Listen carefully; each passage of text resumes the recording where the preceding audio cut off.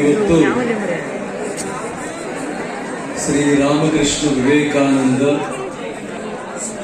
Youth development centre RDC foundation ವತಿಯಿಂದ ಐಷಾರಾಮಿ ಬದುಕು, ಚಿಂತೆ, ದುಗುಡ, ದುಮ್ಮಾನಗಳಿಲ್ಲದ ಬದುಕನ್ನು ಕಳೆಯಲಿಕ್ಕೆ ಇಚ್ಛಿಸುವ ಇಂದಿನ ದಿನದಲ್ಲಿ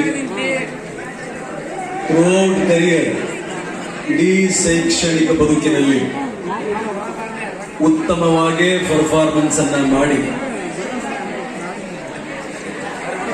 ಟೈಕಂಡೋ black belt, national gold medalist, ಪ್ರಪ್ರಥಮ ಯತ್ನದಲ್ಲೇ PSI ಆಗಿ PSI ಆದ ನಂತರ ಕಾಕಿ ಮೇಲಿನ ಪ್ರೀತಿಯಿಂದ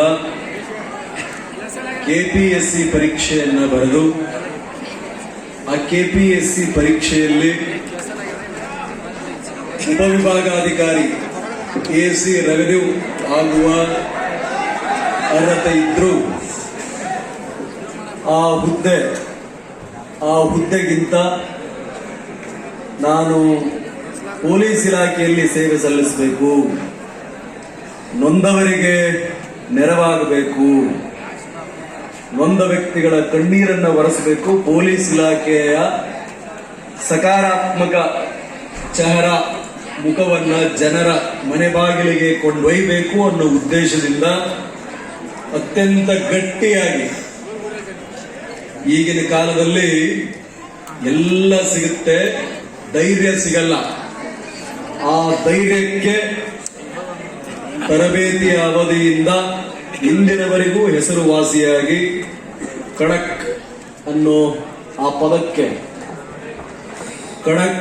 ಪದಕ್ಕೆ ಅನ್ವರ್ಥಕವಾಗಿ ನಮ್ಮ ಊರು ಸಾಂಸ್ಕೃತಿಕ ನಗರಿ, ಶೈಕ್ಷಣಿಕ ನಗರಿ, ನಮ್ಮ ನಿಮ್ಮೆಲ್ಲರ ಜೀವ ಮಿಡಿತಕ್ಕೆ ಸಾಕ್ಷಿಯಾಗುವ ಈ ಧಾರವಾಡದಲ್ಲಿ ಕರ್ತವ್ಯ ನಿರ್ವಹಿಸುತ್ತಿರುವ ನನ್ನ ಸಹೋದ್ಯೋಗಿ ಅನುಷಾರವರೇ,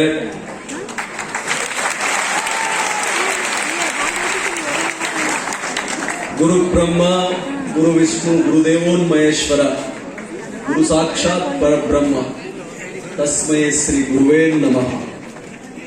ಇದು ಉಪನಿಷತ್ತಿನ ವಾಕ್ಯ. ಈ ಪದಕ್ಕೆ ಬಹಳ ದೊಡ್ಡ ಅರ್ಥ ಇದೆ.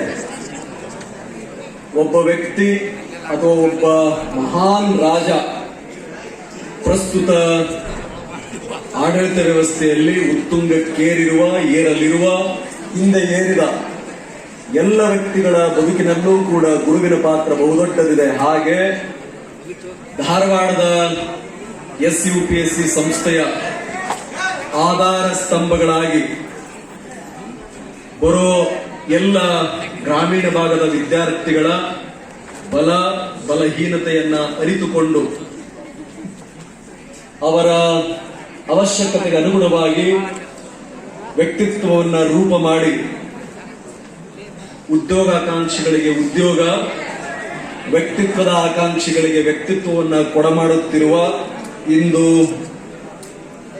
ಅದನ್ನ ಸರಿಯಾದ ದಿಶೆಯಲ್ಲಿ ಮುಂದೆ ಕೊಂಡೊಯ್ಯುತ್ತಿರುವ ನಮ್ಮ ಶಿಕ್ಷಣ ಸಂಸ್ಥೆಯ ಹೆಮ್ಮೆಯ ಉಪನ್ಯಾಸಕರಾದ ಶ್ರೀ ಸುರೇಶ್ ಗೆಜ್ಜಿರವರೇ, ಶಿವರಾಜ್ ಗುಜ್ಜಿರವರೇ, ರಮೇಶ್ ಕಲ್ಲೊಳ್ಳಿ ಅವರೇ, ಶ್ರೀಕಾಂತ್ ನಂದನ್ ಅವರೇ, ಶರಣು ಬಾಗೂರ್ ರವರೇ, ಅಮರೇಶ್ ರಾಠೋಡ್ ರವರೇ, ಸಂಜು ಜಾಲಿರವರೇ, ಚಿದಾನಂದ್ ಪಡದಾಳೆ ಅವರೇ, ಶಂಕರ್ ಪಾಟೀಲ್ ರವರೇ, ಅರುಣ್ ತರೀಕೇರಿ ರವರೇ, ಹಾಗೇನೆ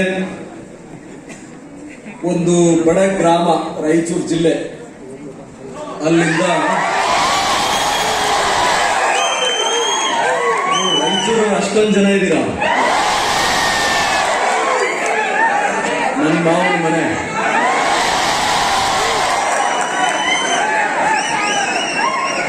ರಾಯಚೂರು ಜಿಲ್ಲೆಯಲ್ಲಿ ನಮ್ಮ ನಿಮ್ಮೆಲ್ಲರಂತೆ ಕಡು ಬಡತನದಲ್ಲಿ ಮುಗ್ಧ ತಂದೆ ತಾಯಿಗಳ ಮಗನಾಗಿ ನೀವು ಹೇಗೆ ಧಾರವಾಡಕ್ಕೆ ಆಸೆ ಹೊತ್ತು ಇಲ್ಲಿಗೆ ಬಂದು ಆಸೆ ನಿರೀಕ್ಷೆಯೊಂದಿಗೆ ಒಂದು ಎಕ್ಸ್ಟ್ರಾ ವೆಪನ್ ಅವ್ರ ಜೊತೆ ಇತ್ತು, ಒಂದು ಆಯುಧ. ಆ ಆಯುಧ ಏನು ಅಂತಂತಂದ್ರೆ ಯಾರಾದ್ರೂ ಒಬ್ಬ ಒಳ್ಳೆ ವ್ಯಕ್ತಿ ನಾನು ನೋಡಿದರೆ ಅವನಿಂದ ಕಲಿಬೇಕು. ಯಾವುದಾದ್ರೂ ಒಂದು ಸಾಧನೆಯನ್ನ ಮಾಡಿದ ವ್ಯಕ್ತಿ ಬಂದ ಅಂತಂದ್ರೆ ಆ ವ್ಯಕ್ತಿ ಆ ಸಾಧನೆಯನ್ನ ಮಾಡಲಿಕ್ಕೆ ಕಾರಣ ಏನಾಯ್ತು ಅನ್ನೋದನ್ನ ನಾನು ತಿಳ್ಕೊಳ್ಬೇಕು, ಅದನ್ನ ನಾನು ಅನುಸರಿಸ್ಬೇಕು. ಅದರೊಂದಿಗೆ ಎಂದೆಂದೂ ಸೋಲೊಪ್ಪದ ಛಲ ನನ್ನಲ್ಲಿರಬೇಕು ಅನ್ನೋ ಆ ಛಲದೊಂದಿಗೆ ಬಂದು ಅತ್ಯಂತ ಕಡಿಮೆ ಅವಧಿಯಲ್ಲೇ ಯಶಸ್ವಿಯಾಗಿ ಮೊದಲು ಅಬಕಾರಿ ಇಲಾಖೆಯಲ್ಲಿ ಉಪನಿರೀಕ್ಷಕರಾಗಿ, ಅದಾದ ನಂತರ ತಕ್ಷಣವೇ ಈಗ ತಾಲೂಕು ದಂಡಾಧಿಕಾರಿಯಾಗಿ ತರಬೇತಿ ಪಡೆಯುತ್ತಿರುವ ನಮ್ಮ ಸಂಸ್ಥೆಯ ಹೆಮ್ಮೆ ತಿರುಪತಿ ಪಾಟೀಲ್ ರವರೇ,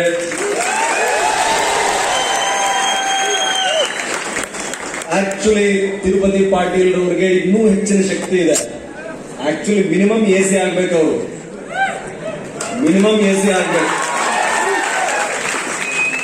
ಮಿನಿಮಮ್ ಅಂತ ಹೇಳಿದ್ರೆ ನಾನು ಮ್ಯಾಕ್ಸಿಮಮ್ ಏನಾದ್ರೂ ಆಗ್ಬೋದು, IAS ಆಗ್ಬೋದು, IPS ಆಗ್ಬೋದು. ಇದರ ಜೊತೆಗೆ ನನ್ನ ಜೊತೆ ನನ್ನ ಕುಟುಂಬದಲ್ಲಿ ರಕ್ತ ಹಂಚಿಕೊಂಡು ಹುಟ್ಟದೆ ಹೋದ್ರು ಸಹೋದರ ಸಮಾನ, ಡೆಲ್ಲಿಯಲ್ಲಿ ಪಾರ್ಲಿಮೆಂಟ್ ಅಟ್ಯಾಚ್ಮೆಂಟ್ ಕೋಲ್ಡ್ ತಡೆದುಕೊಳ್ಳದೆ ಮೈಗ್ರೇನ್ ಇಂದ ನಾನು ನರಳಬೇಕಾದ್ರೆ ತಿಂಡಿ ಸಿಗಲಾರದಿದ್ದಾಗ, ಅಂದ್ರೆ IPS ಆಗಿದೆ, ಒಳ್ಳೆ ತಿಂಡಿ ಊಟ ಕೊಟ್ಟು ಸರಿಯಾದ ಸಮಯಕ್ಕೆ ಟ್ಯಾಬ್ಲೆಟ್ಗಳನ್ನ ಕೊಟ್ಟು ಅಂದಿನಿಂದ ಇಂದಿನವರೆಗೂ ಕೂಡ ನನ್ನ ಆರೋಗ್ಯ, ನನ್ನ ದೇಹ ಸ್ಥಿತಿ, ನನ್ನ ಇರುವಿಕೆ ಬಗ್ಗೆ ಅತ್ಯಂತ ಕಾಳಜಿ ವಹಿಸುತ್ತಿರುವ, ಅದೇ ರೀತಿ ಸಂಸ್ಥೆಯನ್ನು ನೋಡಿಕೊಳ್ಳುತ್ತಿರುವ ಸಹೋದರ ಈರಣ್ಣ ಬೆಡಿಗೇರಿರವರೇ,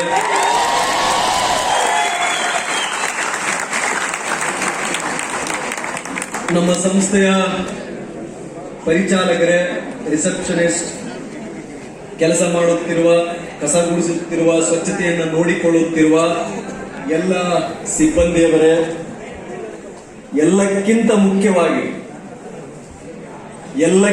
ಮುಖ್ಯವಾಗಿ ಯಾಕೋ ಗೊತ್ತಿಲ್ಲ, ಬಹುಶಃ ಅದು ಧಾರವಾಡದ ಗುಣ ಅನಿಸುತ್ತೆ, ಪ್ರತಿ ಸಾರಿ ನಾನು ಬಂದಾಗಲೆಲ್ಲ ನನ್ನ ಅರ್ಹತೆಗಿಂತ ಮೀರಿ, ನನ್ನ ಗುಣಗಳಿಗಿಂತ ಹೆಚ್ಚಿನ ಪ್ರಮಾಣದಲ್ಲಿ ಅತಿರೇಕಕ್ಕೆನ್ನುವ ಅಂತೆ ನನಗೆ ಭಾಸ ಆಗೋ ರೀತಿಯ ಅಭಿಮಾನ, ಪ್ರೀತಿ ತೋರಿಸುತ್ತಿರುವ ಎಲ್ಲ ಪ್ರಿಯ ವಿದ್ಯಾರ್ಥಿನಿಯರೇ,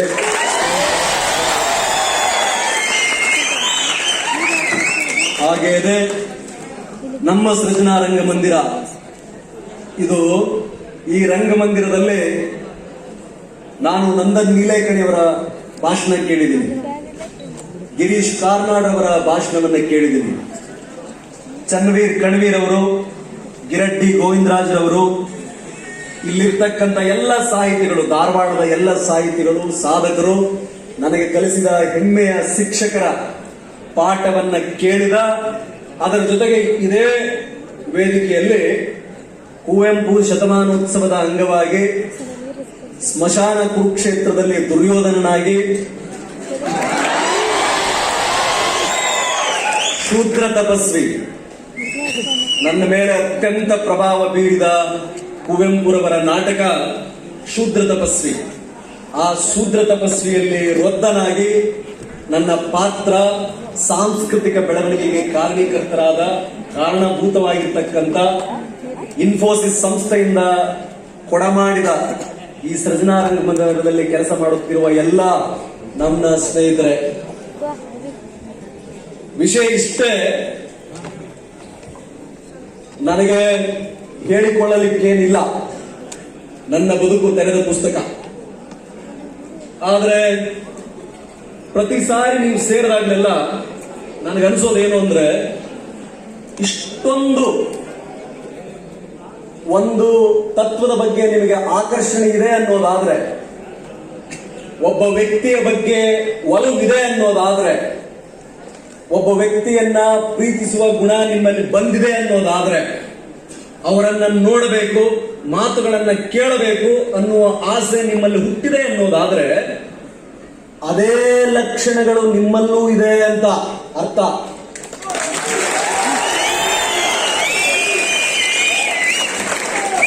ಲೈಟ್ಸ್ ಅಟ್ರಾಕ್ಟ್ಸ್ ಲೈಟ್. ನಮ್ಮ ಸೇರುವಿಕೆ ಇನ್ನೊಂದು ಸೇರುವಿಕೆಯನ್ನ ಇಚ್ಛೆ ಪಡುತ್ತದೆ. ನಮ್ಮ ಒಂದು ಇಷ್ಟ ಇನ್ನೊಂದು ಅದೇ ತರನಾದ ಮಹತ್ತರವಾದ ದೊಡ್ಡದ ಇಷ್ಟವನ್ನ ಇಷ್ಟಪಡುತ್ತದೆ. ಆದ್ರೆ ತಿರುಪತಿ ಹೇಳಿದ ಹಾಗೆ ಎಲ್ಲಿ ನಾವು ವಿಫಲರಾಗ್ತೀವಿ, ಎಲ್ಲಿ ನಾವು ಸೋಲ್ತೀವಿ. ನಾನು ಆಂಜನೇಯನ ಭಕ್ತ. ನಾನು ಆಂಜನೇಯನ್ನ ಪ್ರತಿ ಶನಿವಾರ ಪೂಜೆ ಮಾಡ್ತಿದ್ದೇನೆ. ಇವತ್ತಿಗೂ ಪೂಜೆ ಮಾಡ್ತೇನೆ. ನನ್ನೂರಲ್ಲಿ ನನ್ನ ಹೊಲದಲ್ಲಿ ಇವಾಗ ಆಂಜನೇಯನ ವಿಗ್ರಹವನ್ನೇ ಮಾಡಿಸ್ಬಿಟ್ಟಿದ್ದೇನೆ. ದೊಡ್ಡ ವಿಗ್ರಹ. ನಮ್ಮೂರಿಗೆ ಹೋದ್ರೆ ನೀವು ನೋಡ್ಕೊಂಡ್ ಬರ್ಬೋದು. ಸುಮ್ಮನೆ ಹೋಗಿ ಕೂಡ್ತೇನೆ. ಆಂಜನೇಯನನ್ನ ನಾನು ಯಾಕೆ ಆರಾಧನೆ ಮಾಡ್ತಿದ್ದೆ ಅಂತಂದ್ರೆ, ಆಂಜನೇಯ ಶಕ್ತಿಯ ಸ್ವರೂಪ, ಆಂಜನೇಯ ನಂಬಿಕೆಯ ಸ್ವರೂಪ, ಆಂಜನೇಯ ನಿಯತ್ತಿನ ಸ್ವರೂಪ, ಆಂಜನೇಯ ಭಕ್ತಿ ಹಾಗೂ ಜ್ಞಾನದ ಸ್ವರೂಪ. ಜ್ಞಾನದ ಸ್ವರೂಪ ಆಂಜನೇಯನನ್ನ ಪೂಜಿಸಬೇಕಾದ್ರೆ ನಾನು SLC ಮುಗಿಸಿದ ನಂತರ ಸ್ವಾಮಿ ವಿವೇಕಾನಂದನ ತತ್ವಗಳನ್ನು ಓದಲಿಕ್ಕೆ ಆರಂಭ ಮಾಡಿದೆ. ಸ್ವಾಮಿ ವಿವೇಕಾನಂದರು ನನ್ನನ್ನ ಅತ್ಯಂತ ಪ್ರಭಾವಗೊಳಿಸಿದ 3 ಜನ ವ್ಯಕ್ತಿಗಳಲ್ಲಿ ಅಗ್ರಗಣ್ಯರು ಸ್ವಾಮಿ ವಿವೇಕಾನಂದ, ಎರಡನೆಯವರು ಮೊನ್ನೆ 27ನೇ ತಾರೀಕು ಪುಣ್ಯಸ್ಮರಣೆಯಾಗಿರ್ತಕ್ಕಂಥ ಚಂದ್ರಶೇಖರ ಆಜಾದ್, ಇನ್ನೊಬ್ರು ಭಗತ್ ಸಿಂಗ್. ಸ್ವಾಮಿ ವಿವೇಕಾನಂದ ಇಷ್ಟ ಆದ ಅಂಶ ಏನು? ಯಾಕೆ ಇದುವರೆಗೂ ಬಂದ ಎಲ್ಲ ಸಂತರು, ಭೂಮಿ ಮೇಲೆ ಬಂದು ಹೋದ ಎಲ್ಲ ಸಮಾಜ ಸುಧಾರಕರು ಅಥವಾ ಸಂತರು, ಯತಿಗಳು, ಋಷಿಗಳು ದೇವರ ಬಗ್ಗೆ ಹೇಳಿದರು. ದೇವರ ತತ್ವ, ಆದರ್ಶ, ಸಂಪ್ರದಾಯದ ಬಗ್ಗೆ.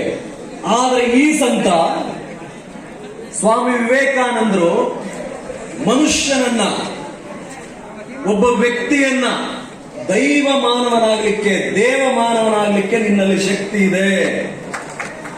No sciences, no books, no scriptures can ever imagine the glory of self that appears as man, the one God that never was, the one God that can ever exist. ಅಂದ್ರೆ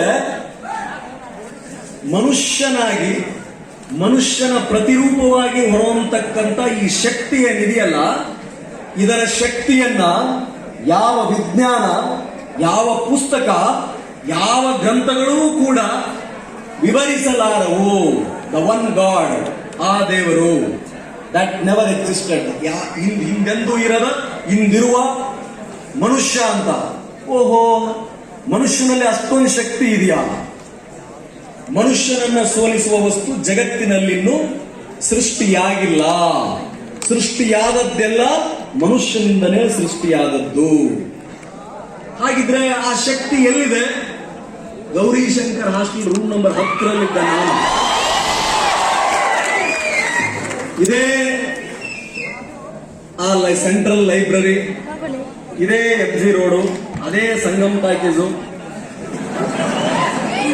ಅಲ್ಲಿ ತಿರುಗಾಡುತ್ತಿರುವ ನಾವು ಏನಪ್ಪಾ ಈ ವ್ಯಕ್ತಿ ನನ್ನಲ್ಲಿ ಶಕ್ತಿ ಇದೆ ಅಂತಿದಾನಲ್ಲ, ಮನುಷ್ಯನನ್ನ ಸೋಲಿಸುವ ವಸ್ತು ಇನ್ನೂ ಸೃಷ್ಟಿ ಆಗಿಲ್ಲ ಅಂತಾನಲ್ಲ, ಮನುಷ್ಯ ಮನಸ್ಸು ಮಾಡಿದ್ರೆ ಯಾವುದಾದ್ರೂ ಸಾಧನೆಗಳನ್ನ ಮಾಡಬಹುದು ಅಂತ ಹೇಳ್ತಿದಾರಲ್ಲ, ಅದು ಸಾಧ್ಯವೇ? ಹಾಗಿದ್ರೆ ನನ್ನಲ್ಲಿ ಏನಿರಬೇಕು? ನಿಮಗೆ ಯಾವ್ದಾದ್ರು ಕೋಚಿಂಗ್ ಇನ್ಸ್ಟಿಟ್ಯೂಷನ್ ನೀವು ಹೋಗ್ತಿರೋ ಹೋಗಲ್ವೋ? ಯಾವ್ದಾದ್ರು ಪುಸ್ತಕವನ್ನ ನೀವು ಓದ್ತಿರೋ ಓದಲ್ವೋ? ಯಾರನ್ನಾದ್ರೂ ನೀವು ಪೂಜಿಸ್ತೀರೋ ಪೂಜಿಸಲ್ವೋ? ಪೂಜೆ ಪುನಸ್ಕಾರ, ದೇವರು, ಇನ್ನೊಂದು ನೀವು ಆರಾಧನೆ ಮಾಡ್ತಿರೋ ಇಲ್ವೋ? ಆದರೆ ಎಲ್ಲಿವರೆಗೆ ನಿಮ್ಮ ಬಗ್ಗೆ ನಿಮಗೆ ನಂಬಿಕೆ ಇಲ್ಲವೋ, ಎಲ್ಲಿಯವರೆಗೆ ನಿಮ್ಮನ್ನ ನೀವು ಪ್ರೀತಿಸುವುದಿಲ್ಲವೋ, ಎಲ್ಲಿಯವರೆಗೆ ನಿಮ್ಮಲ್ಲಿರುವ ಕೀಳಿರಿಮೆ ಭಾವನೆಯನ್ನ ನೀವು ತೊಡೆದು ಹಾಕುವುದಿಲ್ಲವೋ, ಅಲ್ಲಿವರೆಗೆ ಯಾವ ದೇವರು ನಿಮಗೆ ಸಹಾಯ ಮಾಡಲಾರ. ಏನಾಗಿದ್ರೆ ಅದು ನನ್ನನ್ನು ನಾನು ಪ್ರೀತಿಸುವುದನ್ನೋದು ಅಂದ್ರೆ ಏನದು? ನನ್ನನ್ನು ನಾನು ಗಟ್ಟಿ ಮಾಡಿಕೊಳ್ಳೋದಂದ್ರೆ ಏನು? ಜಗತ್ತನ್ನೇ ಗೆಲ್ಲುವ ಸಾಮರ್ಥ್ಯ ಪ್ರತಿ ಮಗುವಿನಲ್ಲೂ ಇದೆ ಅಂತ ಹೇಳೋದಾದ್ರೆ ನನಗೆ ನನ್ನನ್ನ ಅರ್ಥ ಮಾಡಿಕೊಳ್ಳುವುದು ಹೇಗೆ? ನನ್ನನ್ನೇ ನನಗೆ ನಾನು ಪರಿಚಯ ಮಾಡಿಕೊಳ್ಳುವುದು ಹೇಗೆ? ನನ್ನನ್ನೇ ನಾನು ಆ ಯುದ್ಧಕ್ಕೆ ಸನ್ನದ್ಧನನ್ನಾಗಿಸುವುದು ಹೇಗೆ? ಆ ಎಲ್ಲಾ ಪರಿಕರಗಳನ್ನ, ಎಲ್ಲಾ ಆಯುಧಗಳನ್ನ, ಆ ಎಲ್ಲಾ ಶಕ್ತಿಯನ್ನ ನಾನು ಪಡೆದುಕೊಳ್ಳುವುದು ಹೇಗೆ? ನನ್ನ ಯುದ್ಧ ಯಾವುದು? ಯುದ್ಧದ ಮಾರ್ಗ ಯಾವುದು? ನಾನಿಲ್ಲಿ ಯಾಕೆ ಬಂದಿದ್ದೀನಿ? ನಾನೇನ್ ಮಾಡ್ತಾ ಇದ್ದೀನಿ? ನಾನು ಮುಂದೆ ಮಾಡಬೇಕಾಗಿರೋದೇನು? ತಿರುಪತಿ ಹೇಳಿದ ಹಾಗೆ ಬೊಗಾಣಿ, ಪ್ಯಾಂಟು, ಶರ್ಟು, ಒಂದು ಸೋಪಲ್ಲಿ 4 ಜನ ಉಪಯೋಗ ಮಾಡಬೇಕಾದ್ರೆ, ನಾನು ವಾಪಸ್ ಹೋಗ್ಬೇಕಾದ್ರೆ ನನ್ನನ್ನ ಗೌರವಯುತವಾಗಿ ನನ್ನ ಹಳ್ಳಿ ಕಾಣ್ಬೇಕು, ನನ್ನ ತಂದೆ ತಾಯಿಗಳು ಕಾಣ್ಬೇಕು, ನನ್ನ ಸಂಬಂಧಿಕರು ಕಾಣ್ಬೇಕು, ನನ್ನ ಸ್ನೇಹಿತರು ಕಾಣ್ಬೇಕು, ಇಡೀ ಜಿಲ್ಲೆ ರಾಜ್ಯ ಹೆಮ್ಮೆ ಪಡುವಂತ ವ್ಯಕ್ತಿ ಆಗಲಿಕ್ಕೆ ನನ್ನನ್ನೇ ನಾನು ಗಟ್ಟಿ ಮಾಡಿಕೊಳ್ಳುವ ಬಗೆ, ಆ ಪ್ರಕ್ರಿಯೆ ಏನದು? ಅದು ಕೇವಲ ಹಾಸ್ಟೆಲ್ ಇದ್ರೆ ಆಗಿಬಿಡ್ತದ? ಒಂದು ಪುಸ್ತಕವನ್ನು ಓದಿದ್ರೆ ಆಗಿಬಿಡ್ತದ? ಒಂದು ಭಾಷಣವನ್ನ ಕೇಳಿ ನಾವು ಪೂರ್ತಿ ಮೈ ಹುರಿದುಂಬಿ ಹೊರಗಡೆ ಹೋದ್ರೆ ಆಗಿಬಿಡ್ತದ? ಇದು ನನ್ನನ್ನ ಕಾಡಿದ ಪ್ರಶ್ನೆ, ನಿಮಗೂ ಕಾಡಬೇಕು. ಯಾಕೆ ಕಾಡಬೇಕು ಅಂತಂದ್ರೆ, ಯಾಕೆ ಸ್ಪರ್ಧಾತ್ಮಕ ಪರೀಕ್ಷೆಗಳನ್ನ ಬರೀಬೇಕು ಅಂತಂದ್ರೆ, ಯಾಕೆ PSI ಆಗ್ಬೇಕು, ಯಾಕೆ DYSP ಆಗ್ಬೇಕು, ಯಾಕೆ ತಾಲೂಕಾ ದಂಡಾಧಿಕಾರಿ ಆಗ್ಬೇಕು, ಯಾಕೆ ಒಬ್ಬ IPS ಅಧಿಕಾರಿ ಆಗ್ಬೇಕು? ಯಾಕಂದ್ರೆ ಇದು ಒಂದು ಪ್ರಜಾಪ್ರಭುತ್ವ, ರಾಜವಂಶ ಪದ್ಧತಿ ಇಲ್ಲಿಲ್ಲ. ಹಿಂದೆ ಖಡ್ಗ ಸಾಮ್ರಾಜ್ಯವನ್ನಾಳ್ತಾ ಇತ್ತು, ಇಂದು ಜ್ಞಾನ ಸಾಮ್ರಾಜ್ಯವನ್ನಾಳುತ್ತೆ. ವಿದ್ವಾನ್ ಪೂಜಿದೆ ಸರ್ವತಃ, ವಿದ್ವಾನ್ ಪೂಜಿದೆ ಸರ್ವತಃ ಅಂತಂದ್ರೆ ವಿದ್ವತ್ ಯಾರ ಹತ್ರ ಇದೆಯೋ, ಜ್ಞಾನ ಯಾರ ಹತ್ರ ಇದೆಯೋ ಆ ವ್ಯಕ್ತಿ ಎಲ್ಲ ಕಡೆಯೂ ಕೂಡ ಪೂಜಿಸಲ್ಪಡುತ್ತಾನೆ. ಆ ಜ್ಞಾನವನ್ನ ನಾನು ಪಡೆದುಕೊಳ್ಳುವ ಬಗೆ ಏನು? 10 ಪುಸ್ತಕ ಓದುವ ಮೊದಲು, ಕೋಚಿಂಗ್ ಸಂಸ್ಥೆ ಸೇರುವ ಮೊದಲು ನನಗೆ ನಾನೇ ಹೇಳಿಕೊಳ್ಬೇಕಾಗಿರುವುದು, ಪದೇ ಪದೇ ಹೇಳಿಕೊಳ್ಬೇಕಾಗಿರುವುದು, ಬೆಳಗ್ಗೆ ಎದ್ದು 5 ನಿಮಿಷ ಧ್ಯಾನ ಅಂತೀರೋ, ಅದಕ್ಕೆ ಯೋಗ ಅಂತೀರೋ, ನಿಮ್ ಜೊತೆ ನೀವೇ ಮಾತಾಡೋದು ಅಂತೀರೋ, ಅದಕ್ಕೆ ಪೂಜೆ ಅಂತೀರೋ, ದೇವಸ್ಥಾನಕ್ಕೆ ಹೋಗೋದು ಅಂತೀರೋ, ನಿಮಗೆ ಇಷ್ಟವಾದವರ ಜೊತೆ ಮಾತುಕತೆ ಅಂತೀರೋ, ಸಂವಾದ ಅಂತೀರೋ, ಬೆಳಗ್ಗೆ ಎದ್ದು 5 ನಿಮಿಷ ಮೊದಲು ನಿಮ್ ಜೊತೆ ನೀವು ಮಾತನಾಡಿಕೊಳ್ಳೇಬೇಕು. ಏನ ಮಾತುಕತೆ? ಇವತ್ತಿಗೂ ನನ್ನ ಜೊತೆ ನಾನು ಮಾಡೋ ಮಾತುಕತೆ 100 ಚಿಂತೆಗಳು ನನಗಿರಲಿ, ಇಡೀ ಲೋಕ ನಾನು ಸುತ್ತಿ ಬರಲಿ, ಎಷ್ಟೇ ಜನ ನನಗೆ ಬೈದಿರಲಿ, ಎಷ್ಟೇ ಒತ್ತಡ ನನ್ನ ಮೇಲಿರಲಿ, ಪ್ರತಿನಿತ್ಯ ಬೆಳಗ್ಗೆ ಎದ್ದ ತಕ್ಷಣ 5 ನಿಮಿಷ ನನಗೆ ನಾನೇ ಹೇಳ್ಕೊಳ್ಳೋದು ಇದೇ ಮಾತನ್ನ. ಏನೋ, ನೀನೊಬ್ಬ ವಿಶೇಷ ವ್ಯಕ್ತಿ, ನಿನ್ನನ್ನ ಯಾರಿಗೂ ನೀನು ಹೋಲಿಕೆ ಮಾಡಿಕೊಳ್ಳುವ ಅವಶ್ಯಕತೆ ಇಲ್ಲ. ಒಬ್ಬ ನಿನಗಿಂತ ಬುದ್ಧಿವಂತನಿದ್ದಾನೆ, ಪರವಾಗಿಲ್ಲ, ಅವನಿರಲಿ. ನಿನಗಿಂತ ಹೆಚ್ಚಿಗೆ ಕಷ್ಟಪಡ್ತಿದ್ದಾನೆ, ಹಾಗಾಗಿ ಅವನು ಬುದ್ಧಿವಂತ.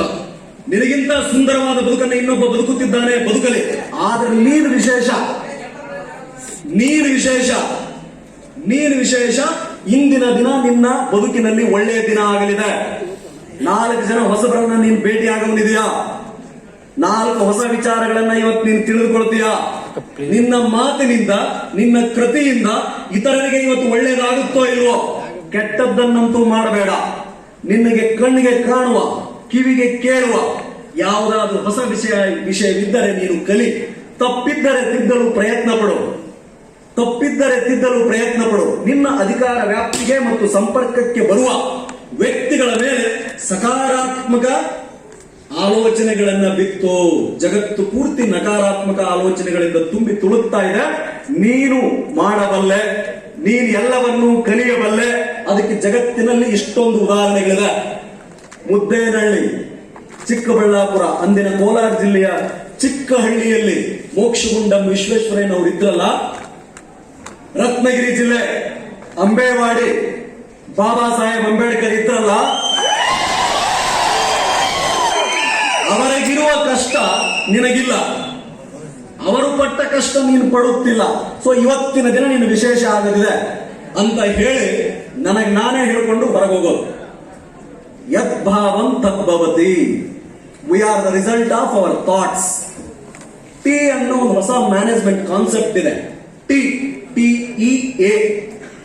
This rules our mind, this rules our body, this rules our day, this decides our day, this decides our future. ಏನದು? ಟಿ ಸ್ಟ್ಯಾಂಡ್ಸ್ ಫಾರ್ ಥಾಟ್ಸ್, ನಮ್ಮ ಆಲೋಚನೆಗಳು. ಇ ಫಾರ್ ಎಮೋಷನ್ಸ್, ನಮ್ಮ ಭಾವನೆಗಳು. ಎ ಫಾರ್ ಆಕ್ಷನ್, ನಮ್ಮ ಕ್ರಿಯೆ, ಕರ್ಮ, ನಮ್ಮ ಕೆಲಸ. ಇದನ್ನೇ ಸಂಸ್ಕೃತದಲ್ಲಿ ಭಾವಶುದ್ಧಿ, ತತ್ವಶುದ್ಧಿ, ಕಾರ್ಯಶುದ್ಧಿ ಅಂತಾನೂ ಕರೀತಾರೆ. ನಮ್ಮ ಆಲೋಚನೆಗಳು ಹೇಗಿರುತ್ತೋ ಥಾಟ್ಸ್, ಹಾಗೆ ನಮ್ಮ ಭಾವನೆಗಳಿರ್ತವೆ. ಬದುಕಿನ ಬಗ್ಗೆ ಆಗಿರಲಿ, ನಮ್ಮ ಹಾಸ್ಟೆಲ್ ಬಗ್ಗೆ ಆಗಿರಲಿ, ನಮ್ಮ ಸ್ನೇಹಿತರ ಬಗ್ಗೆ ಆಗಿರಲಿ, ನಾನು ಓದೋ ಪಠ್ಯ ಪುಸ್ತಕದ ಬಗ್ಗೆ ಆಗಿರಲಿ, ನನಗಿರ್ತಕ್ಕಂಥ ಗುರಿ ಉದ್ದೇಶಗಳ ಬಗ್ಗೆ ಆಗಿರಲಿ. ಹಾಗಿದ್ರೆ ನನ್ನನ್ನ ಯಾವ ಥಾಟ್ಸ್ ರೂಲ್ ಮಾಡಬೇಕು, ಯಾವ ವಿಚಾರಗಳು ನನ್ನನ್ನ ಆಳಬೇಕು, ಅದೇನು ನನ್ನ ಕೈಲಾಗಲ್ಲ ಅನ್ನೋ ವಿಚಾರಗಳೇ, ನಾನು ಮಾಡಬಲ್ಲೆ ಅನ್ನೋ ವಿಚಾರಗಳೇ. 10 ಗುಣಗಳನ್ನ ಭಾರತೀಯ ಪರಂಪರೆ ಹೇಳುತ್ತೆ. ಏನದು? ಧೃತಿ, ಕ್ಷಮ, ಧಮ, ಆಸ್ತೇಯಂ, ಇಂದ್ರಿಯ ನಿಗ್ರಹ, ಶೌಚಂ, ಆಕ್ರೋಧಂ, ಈ ದಶಕಂ ಧರ್ಮ ಲಕ್ಷಣಂ ಅಂತ ಹೇಳಿ 10 ಗುಣಗಳನ್ನ ಪಟ್ಟಿ ಮಾಡುತ್ತೆ. ಧೃತಿ ಅಂತಂದ್ರೆ ಏನು? ಎಂದೆಂದೂ ಸೋಲೊಪ್ಪದ ಗುಣ. ಪುರಾತನವಾದದ್ದು 5000 ವರ್ಷಗಳ ಹಿಂದೆ ನಾವು ಬದುಕಲಿಕ್ಕೆ ನಮ್ಮವರು ಕಟ್ಟಿಕೊಟ್ಟ ಲಿಖಿತ ಬರೆದಿಟ್ಟ ದಾಖಲೆಗಳು. ಏನದು? ಧೃತಿ.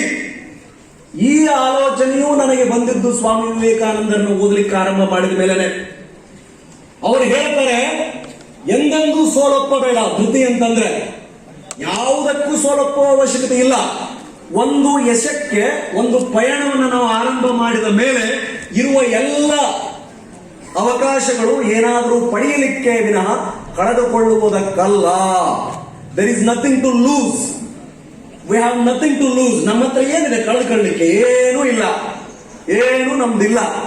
ಏನಾದ್ರೂ ನಾವು ಒಂದು ಪರೀಕ್ಷೆ ಬರೆದಾಗ, ಒಂದು ಸವಾಲನ್ನ ಸ್ವೀಕಾರ ಮಾಡಿದಾಗ ಇರುವ ಅವಕಾಶಗಳೆಲ್ಲ ಹೊಸ ಅನುಭವವನ್ನ, ಹೊಸ ಜ್ಞಾನಾರ್ಜನೆಗೆ ಹೊರತು ಬೇರೆ ಯಾವುದಕ್ಕೂ ಅಲ್ಲ. ಆ ಗುಣ ಇರಬೇಕು. ಕ್ಷಮ, ಧಮ. ಕ್ಷಮಾವಾನ್ ಅಂತಂದ್ರೆ ಕ್ಷಮೆ. ಯಾರಾದ್ರೂ ಬಹಳ ಜನ ನಿಮ್ ಸುತ್ತಮುತ್ತಲೇ ಇದ್ದಾರೆ, ನಾವೇನದಕ್ಕೆ ಅತೀತರಲ್ಲ. ಇದು ತ್ರೇತಾಯುಗ, ದ್ವಾಪರ ಯುಗ, ಆ ಕಾಲದಿಂದಲೂ ಕೂಡ ನಡೆದುಕೊಂತಾನೆ ಬಂದಿದೆ. ಏನ್ ಮಾಡೋದು? ಕಿಚಾಯಿಸೋದು, ಕಾಲೆಳೆಯೋದು, ಕೊಂಕು ಮಾತುಗಳನ್ನಾಡೋದು. ನಿನ್ನ ಕೈಯಿಂದ ಏನಾಗುತ್ತೆ? ಈ UPSC ಹೆಸರು ಹಾಕಂತ ಗೊತ್ತಾ? ನಾನು ಪ್ರಿಪರೇಷನ್ ಮಾಡ್ಲಿಕ್ಕೆ ಒಂದು ಊರಿಗೆ ಹೋಗಿದ್ದೆ, ಹೆಸರು ಬೇಡ. ಅಲ್ಲಿದ್ದಾಗ ಏನೋ ಒಂದು ಸಂಭಾಷಣೆ ಬಂದಾಗ ಒಬ್ಬ ವ್ಯಕ್ತಿ ಜೊತೆ ನಾನು ಮಾತನಾಡಬೇಕಾದ್ರೆ, ಏನ್ ಪ್ರಿಪರೇಷನ್ ಬಂದಿದ್ದೀರಾ? PSI ಆಗ್ಬೇಕಾ, KPSC ಆಗ್ಬೇಕಾ ಅಂದಾಗ ನಾನು ಹೇಳಿದೆ, ಬಹಳ ದೊಡ್ಡ ವ್ಯಕ್ತಿ, UPSC ಅಂತ. UPSC? ಎಸ್, UPSC ಅಂತ ಅಂದಿದ್ದೆ ನಾನು. ಎಸ್, UPSCಗೆ ಪ್ರಿಪೇರ್ ಮಾಡ್ಲಿಕ್ಕೆ ಬಂದಿದ್ದೇನೆ ಅಂತ. ಸಂಸ್ಥೆಗೆ ಹೆಸರು ಏನಿಡಬೇಕು ಅಂತ ಬಂದಾಗ ನನಗೆ ಅನಿಸಿದ್ದು, ಆ ಕ್ಷಣ ನೆನಪಾಯ್ತು. ನಾನು ಹೋದಾಗ ನನ್ನ ಗಾತ್ರ, ನಾನು ಹಾಕಿದ ಬಟ್ಟೆ, ನನ್ನ ಭಾಷೆ, ಇಂಗ್ಲಿಷ್ ಲ್ಯಾಂಗ್ವೇಜ್ ಕಮಾಂಡ್ ಅನ್ನ ನೋಡಿ ಆ ವ್ಯಕ್ತಿ ಹೀಗಂದಿದ್ದ. ನಾನಾಗ ಬಹಳ ಗಟ್ಟಿಯಾಗಿ ನನ್ನ ಆ ಮನಸ್ಸಿನಲ್ಲಿರ್ತಕ್ಕಂಥ ಎಲ್ಲ ಭಾವನೆಗಳ ಒಟ್ಟು ಮೊತ್ತವನ್ನ ಎಸ್ UPSC ಅಂತ ಹೇಳಿದ್ದೆ. ಅದಕ್ಕೆ UPSC ಅಂತ ಇಟ್ಟೆ. ಅದು ಸೋಲೊಪ್ಪದ ಗುಣ. ಕ್ಷಮ ಅಂತಂದ್ರೆ ಯಾರಾದ್ರೂ ಹೀಗೆ ಮಾಡ್ತಾ ಇದ್ರೆ ಸಾಧನೆ ಮಾಡಿದ ನಂತರ ಕ್ಷಮಿಸ್ಬಿಡೋದು. I am grateful to you just because you set that day I am like this today. ನೀವು ಅವತ್ತು ಹಾಗೆ ಹೇಳಿದ್ರಿ, ನೀವು ಹಾಗೆ ಮಾತನಾಡಿದ್ರಿ, ಹಾಗೆ ಕಿಚಾಯಿಸಿದ್ರಿ, ಅಥವಾ ಅವತ್ತು ನಾನು ಕಾಲಿಡಲಿಕ್ಕೆ ಪ್ರಯತ್ನ ಪಟ್ರಿ, ನಾನು ಕೈಲಾಗದವನಲ್ಲ, ನನ್ನಿಂದ ಆಗಲ್ಲ ಅಂತ ಹೇಳಿದ್ರಿ. ಅದನ್ನೇ ನಾನು ಸವಾಲಾಗಿ ಸ್ವೀಕರಿಸಿದೆ. ನಾನು ನಿಮಗೆ ಎಂದೆಂದೂ ಚಿರಋಣಿಯಾಗಿದ್ದೇನೆ, ನಿಮ್ಮನ್ನು ಕ್ಷಮಿಸುತ್ತಿದ್ದೇನೆ. ಕ್ಷಮ, ಧಮ ಅಂತಂದ್ರೆ ನಿಗ್ರಹ. ಎದರ ಮೇಲೆ? ಕುಚೇಷ್ಟೆಗಳ ಮೇಲೆ. ನಮ್ಮ ಲಕ್ಷ್ಯದಿಂದ ಎಡ ಬಲ, ಅತ್ತ ಇತ್ತ, ಪ್ರಲೋಭನೆ, ಆಕಾಂಕ್ಷೆ, ಸಣ್ಣ ಪುಟ್ಟ ಸುಖಗಳಿಗೆ ಯಾವುದು ನಮ್ಮನ್ನ ಕೈ ಹಿಡಿದು ಎಳೆಯಲಿಕ್ಕೆ ಸೆಳೆಯುತ್ತದೆಯೋ, ಪ್ರಯತ್ನ ಪಡುತ್ತದೆಯೋ ಅದರಿಂದ ನಿಗ್ರಹ. ಎಲ್ಲಿವರೆಗೆ? ಸಾಧನೆ ಮಾಡುವವರೆಗೆ. ನಾನು ಇದನ್ನು ಮಾಡಲ್ಲ. ನಾನು ಮೊಬೈಲ್ ಅನ್ನ ಕೇವಲ ವಾಟ್ಸಪ್, ನನ್ನನ್ನ ಕೇವಲ ನೋಟ್ಸ್ ಗಳನ್ನ ಅಥವಾ ಇಂಟರ್ನೆಟ್ ಅಲ್ಲಿ ತಿಳಿದುಕೊಳ್ಳಲಿಕ್ಕೆ ಮಾತ್ರ ಉಪಯೋಗಿಸುತ್ತೇನೆ, ಇನ್ಯಾವುದಕ್ಕೂ ಉಪಯೋಗಿಸಲ್ಲ ಅನ್ನೋ ನಿಗ್ರಹ. ಊಟ, ಎಗ್ ರೈಸ್ ಅನ್ನ ಹೊಟ್ಟೆ ತುಂಬಲಿಕ್ಕಾಗಿ ಮಾತ್ರ ತಿನ್ನುತ್ತೇನೆ. ಅಥವಾ ನನಗೆ ಅಭಿಚ್ಛೆ, ಧಾರವಾಡ ಪೇಡ ತಿನ್ನಬೇಕು, ಮೈಸೂರು ಪಾಕ್ ತಿನ್ನಬೇಕು, ಅಲ್ಲಿ ಹೋಗ್ಬೇಕು, ಇಲ್ಲಿ ಹೋಗ್ಬೇಕು, ಆ ಟೂರಿಸ್ಟ್ ಪ್ಲೇಸ್ ಹೋಗ್ಬೇಕು, ಅವರನ್ನ ಭೇಟಿ ಆಗಬೇಕು, ಇವರನ್ನ ಭೇಟಿ ಆಗಬೇಕು, ಸಿನಿಮಾ ನೋಡಬೇಕು, ಮತ್ತೊಂದು ಮಾಡಬೇಕು, ಇದರಿಂದ ನಿಗ್ರಹ. ಊರಿನಲ್ಲಿ ಜಾತ್ರೆ ಮಾಡಬೇಕು, ಮತ್ತೊಂದು ಮಾಡಬೇಕು. ಈ 5 ವರ್ಷ ನನ್ನ ಜೀವನದ ಬಹು ನಿರ್ಣಾಯಕ ಘಟ್ಟ ಆಗಲಿದೆ. ಧಾರವಾಡಕ್ಕೆ ನಾನು ಈ ಉದ್ದೇಶದೊಂದಿಗೆ ಬಂದಿದ್ದೇನೆ. ಈ ಸಂಸ್ಥೆಗೆ ನಾನೊಬ್ಬ ದಂಡಾಧಿಕಾರಿ ಆಗಬೇಕು, PSI ಆಗಬೇಕು, ಅಥವಾ IAS ಆಫೀಸರ್ ಆಗಬೇಕು ಅಂತ ಸೇರಿದ್ದೇನೆ. ಇದೆಲ್ಲವೂ ನನಗೆ ವರ್ಜಿತ, ಇದೆಲ್ಲವೂ ನನಗೆ ಅಪಥ್ಯ, ಪಥ್ಯ ಅಲ್ಲ. ಇದರಿಂದ ನಿಗ್ರಹ. ಶೌಚ, ಸ್ವಚ್ಛವಾಗಿಟ್ಕೊಳ್ಳೋದು. ನಮ್ಮನ್ನ ನಾವು, ನನ್ನ ರೂಮ್ ಹೇಗಿದೆ? ಓದುವ ಕೋಣೆ ಸ್ವಚ್ಛವಾಗಿದೆಯಾ? ಬೆಳಕು ಬರ್ತಾ ಇದೆಯಾ? ಗಾಳಿ ಬರ್ತಾ ಇದೆಯಾ? ಕೂತ್ರೆ ಕುತ್ತಿಗೆ ಹೆಚ್ಚಿ ಹಿಡಿದ ವಾತಾವರಣ ಇದೆಯಾ? ಅಥವಾ ಓದಬೇಕು ಅನಿಸ್ತಾ ಇದೆಯಾ? ನಾನು ಸ್ವಚ್ಛವಾಗಿದ್ದೀನ? ಆಂತರಿಕವಾಗಿ, ಬಾಹ್ಯವಾಗಿ, ಅಥವಾ ಯಾವುದಾದ್ರೂ ಬೇಡವಾದ ಆಲೋಚನೆ, ಬೇಡವಾದ ಕಸ ನಾನು ಓದುವ ಸ್ಥಳದಲ್ಲಿ, ನಾನು ಕೂಡುವ ಸ್ಥಳದಲ್ಲಿ, ನಾನು ವಿಶ್ರಾಂತಿಗಾಗಿ ತೆರಳುವ ಸ್ನೇಹಿತರಿಗೆ ಮನೆಗೆ ಭೇಟಿ ಕೊಡುವ ಅಥವಾ ರೂಮಿಗೆ ಭೇಟಿ ಕೊಡಬೇಕಾದ್ರೆ ಇದೆಯಾ? ನನ್ನನ್ನ ನಾನು ಪರಿಶುದ್ಧವಾಗಿ ಇಟ್ಟುಕೊಳ್ಳೋದು. ಆಸ್ತೇಯಂ, ಕಳ್ಳತನ ಮಾಡದಿರುವುದು. ಕಳ್ಳತನ ಮಾಡದಿರುವುದು ಬರೀ ವಸ್ತುಗಳನ್ನು ತೆಗೆದುಕೊಳ್ಳುವುದಷ್ಟೇ ಕಳ್ಳತನ ಅಲ್ಲ. ಬರೀ ವಸ್ತುಗಳನ್ನು ತೆಗೆದುಕೊಂಡು ಹೋಗೋದು, ಮೊಬೈಲ್ ತಗೊಳ್ಳೋದು, ನೋಟ್ಸ್ ತಗೊಳ್ಳೋದು, ನೋಟ್ಬುಕ್ ತಗೊಳ್ಳೋದು, ಅಥವಾ ಪುಸ್ತಕ ತೆಗೆದುಕೊಳ್ಳೋದು, ಹಾಗಿದ್ರೆ ಆ ತಪ್ಪನ್ನು ನಾನು ಮಾಡಿದ್ದೇನೆ. ನಮ್ ಗೌರಿಶಂಕರ್ ಲೈಬ್ರರಿಯಲ್ಲಿ ಪುಸ್ತಕ ಖರೀದಿದ್ವಿ ಅಂದ್ರೆ ಒಂದೆರಡು ಇರ್ತಿರ್ಲಿಲ್ಲ, ಏನಿಲ್ಲ. ಮಾಲಿಮುದ್ದಣ್ಣ ಪ್ರೊಫೆಸರ್ 1, 2, 3, ಪಾಲಾಕ್ಷ ಅವರ ಹಿಸ್ಟ್ರಿ, ರಾಜಶೇಖರ್ ಅವರ ಸಂವಿಧಾನ, ಅದನ್ನೆಲ್ಲ ತೆಗೆದುಕೊಂಡು ಹೋಗ್ತಿದ್ವಿ. ಪಾಪ ಸಂಗಮೇಶ್ ಸರ್ ಅಂತಿದ್ರು, ಒಳ್ಳೆ ವಾರ್ಡನ್ ಸರ್, ನಮ್ಮ ವಾರ್ಡನ್ ಸರ್ ರವಿ ಗೊತ್ತೇ ತಗೊಂಡೋಗೋಣ. ಅಂದ್ರೆ ಬೆಗ್ ಬಾರೋ ಸ್ಟೀಲ್.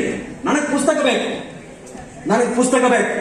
ಯಾವ್ದಾದ್ರು ಒಂದು ಒಳ್ಳೆ ಆರ್ಟಿಕಲ್ ಇತ್ತಂತಂದ್ರೆ, ಈಗ ನಮ್ಮ ಸೆಂಟ್ರಲ್ ಲೈಬ್ರರಿ ಇದೆಯಲ್ಲ ಡೌನ್, ಅಲ್ಲಿ ಹೋಗೋದು, ಅದನ್ನ ಕಟ್ ಮಾಡಿ ಕಿಸದಲ್ಲಿ ಇಟ್ಕೊಂಡ್ಬರೋದು. News paper ತೆಗೆದುಕೊಳ್ಳೋದಕ್ಕೆ ಆಗ್ತಿರ್ಲಿಲ್ವಲ್ಲ. ಸಂಪಾದಕೀಯದಲ್ಲಿ ಒಂದು ಒಳ್ಳೆಯ ವಿಚಾರದ ಬಗ್ಗೆ ಯಾವ್ದಾದ್ರು ಒಂದು memorandum of understanding, new policy, innovative method, ಅಥವಾ ಯಾವ್ದಾದ್ರು ಒಂದು ಬೈಲ್ಯಾಟ್ರಲ್ ಇಂಡಿಯಾ ಅಂಡ್ ವರ್ಲ್ಡ್ ಅಥವಾ ಇಂಡಿಯಾ ಅಂಡ್ ಅದರ್ ಕಂಟ್ರೀಸ್ ಮಧ್ಯೆ ಆಗಿ ಒಂದು ವಿಶೇಷ ಆರ್ಟಿಕಲ್ ಬಂದಿತ್ತು, ಕಾಂಪಿಟೇಟಿವ್ ಸಕ್ಸಸ್ ರಿವ್ಯೂ, ಪ್ರಜಾವಾಣಿನೋ ಅಥವಾ ಯಾವ್ದಾದ್ರು ಒಂದು ವಿಶ್ಲೇಷಾತ್ಮಕ ಬರಹ ಇತ್ತು ಅಂತ ಅದನ್ನು ಕಟ್ ಮಾಡಿ ತೆಗೆದುಕೊಂಡು ಬರ್ತಿದ್ವಿ. ಅದಷ್ಟೇ ಅಲ್ಲ, ಮನಸ್ಸಿನಲ್ಲಿ ಇತರೆ ವಸ್ತು ವಿಷಯ ನನ್ನದಾಗಬೇಕು ಅಂತ ಆಲೋಚನೆ ಮಾಡುವುದೂ ಕೂಡ ಅದರ ಮೇಲೆ ನನ್ನ ಹಕ್ಕಿಲ್ಲ ಅಂತಂದ್ರೆ ಅದು ಆಸ್ತೇನೆ, ಅದು ಕಳ್ಳತನವೇ. ಅದರಿಂದ ದೂರ ಇರ್ತಕ್ಕಂಥದ್ದು. ಈ ಗುಣಗಳು ಪಠ್ಯವನ್ನು ಹೊರತುಪಡಿಸಿ ಓದುತ್ತಿರುವ ಸಂವಿಧಾನ, political science, history, geography, anthropology, folk literature ಅಥವಾ philosophy, Kannada literature, English literature, ಇದನ್ನು ಹೊರತುಪಡಿಸಿ ಈ ರೀತಿಯ ಆಲೋಚನೆಗಳು ನಮ್ಮನ್ನು ಆಳ್ತಾ ಇದೆಯಾ? ಭಾರತೀಯ ಪುರಾತನ ಇತಿಹಾಸದಲ್ಲಿ ಏನಿ ಮೇರುತಮ ವ್ಯಕ್ತಿತ್ವ, ಬೃಹತ್ ಹಿಮಾಲಯದ ಆಕಾರದಲ್ಲಿ ಸಾಧನೆ ಮಾಡಿದವರು ಯಾರಿದ್ದಾರೆ? ಇವರೆಲ್ಲರ ಮೇಲೆ ಪ್ರಭಾವ ಬೀರಿದ ವಿಚಾರಗಳಿವೆ. ನಾನು ಟೆಕ್ಸ್ಟ್ ಬುಕ್ ಅನ್ನು ಓದ್ತಿದ್ದು ಕಡಿಮೆ. ನನ್ನ ಫ್ರೆಂಡ್ಸ್ ಇನ್ನು ಸಿಕ್ಕಾಪಟ್ಟೆ ಜನ ಇಲ್ಲೇ ಇದ್ದಾರೆ, ಬೇಕಾದ್ರೆ ಕೇಳಿ. SLC ಆಗಿರ್ಬೋದು, ನಾನು ಓದಿದ ರೆಡ್ಡಿ ಕಾಲೇಜ್ PUC ಗದಗ ಆಗಿರ್ಬೋದು, ರೆಡ್ಡಿ ಕಾಲೇಜ್ ಅವರು ಇದ್ದೀನಿ, ಹುಲಕೋಟಿ ಸಹಕಾರಿ ಶಿಕ್ಷಣ ಸಂಸ್ಥೆ ರೆಡ್ಡಿ ಕಾಲೇಜ್ ಅಲ್ಲೇ ಆಗಿರ್ಬೋದು, ಅಥವಾ ನಾನು ಓದಿದ ನನ್ನ ತಾಯಿ ಸಮಾನ ಕರ್ನಾಟಕ ಕಾಲೇಜ್ ಇರ್ಬೋದು. ಇಲ್ಲಿ ಕ್ಲಾಸ್ಗೆ ಅಟೆಂಡ್ ಆಗ್ತಾ ಇರಲಿಲ್ಲ. ನೀವು ಅಟೆಂಡ್ ಆಗಿಲ್ಲ? ಸೇಮ್ ಹಂಗಾರ. ಪ್ರೊಫೆಸರ್ ಕಣ್ಣನ್ ಸರ್ ಅಂತಿದ್ರು, ಅವರು ಇಂಗ್ಲಿಷ್ ಲಿಟರೇಚರ್ ಕ್ಲಾಸ್ಗೆ ಹೋಗ್ತಾ ಇದ್ವಿ. ವೀಣಾ ಶಾಂತೇಶ್ವರ್ ಮೇಡಮ್ ಅಂತಿದ್ರು, ಅವ್ರು ಇಂಗ್ಲಿಷ್ ಕ್ಲಾಸ್ಗೆ ಹೋಗ್ತಾ ಇದ್ವಿ. ಶ್ರೀಶೈಲಪ್ಪ ಸರ್ ಅಂತಿದ್ರು, ಅವ್ರ ಹಿಸ್ಟ್ರಿ ಕ್ಲಾಸ್ಗೆ ನಾವು ಹೋಗ್ತಾ ಇದ್ದೆ. ಪ್ರೊಫೆಸರ್ ಯಾರ್ದಿ ಸರ್ ಅಂತ ಇದ್ರು, ಅವರ ಈ ಕ್ರಿಯೇಟಿವ್ ರಿಸ್ಪಾನ್ಸ್ ಅಂತ ಒಂದು ಸಂಘ ಇತ್ತು, ಡಿಬೇಟ್ ಯೂನಿಯನ್ ಇತ್ತು, ಅದರಲ್ಲಿ ಆಯ್ಕೆ ಆಗುವುದೇ ಕರ್ನಾಟಕ ಕಾಲೇಜನ್ನ ಭಾಷಣ ಮತ್ತು ಡಿಬೇಟ್ ಅಲ್ಲಿ ಸ್ಪರ್ಧೆ ಮಾಡ್ಬೇಕಂದ್ರೆ ಇಲ್ಲಿ ಇಂಟರ್ನಲ್ ದೊಡ್ಡ ಸ್ಪರ್ಧೆ ಆಗೋದು. ಇಲ್ಲಿ ಆಯ್ಕೆ ಆದ್ರೆ ಮಾತ್ರ ನಾವು ಕಾಲೇಜನ್ನ ಸ್ಪರ್ಧೆ ಮಾಡುವಂತ ಪರಿಸ್ಥಿತಿ ಇತ್ತು. ಆವಾಗಲೇ ಹೋಗ್ತಾ ಇದ್ವಿ ನಾವು. ಸೊ ಈ ಕಾಲೇಜಲ್ಲಿ ಇದ್ದಾಗಲೂ ಕೂಡ ಓದಿದ ಹಿಸ್ಟ್ರಿ, ಪೊಲಿಟಿಕಲ್ ಸೈನ್ಸ್, ಇಂಗ್ಲಿಷ್ ಲಿಟರೇಚರ್ಗಿಂತ ಇದನ್ನು ಮೀರಿ ಏನಾದ್ರು ನನಗೆ ಬೇಕು, ಇದನ್ನು ಮೀರಿ ನನ್ನನ್ನು ಗಟ್ಟಿಗೊಳಿಸುವಂತದ್ದು ಬೇಕು.